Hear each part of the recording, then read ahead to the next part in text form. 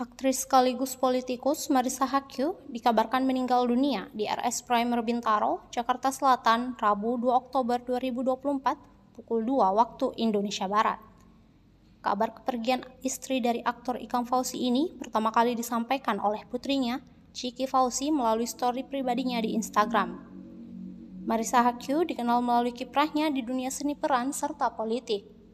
Ia sempat menjabat sebagai anggota DPR RI pada tahun 2004 melalui Partai Demokrasi Indonesia Perjuangan (PDIP) mewakili daerah pemilihan Jawa Barat II.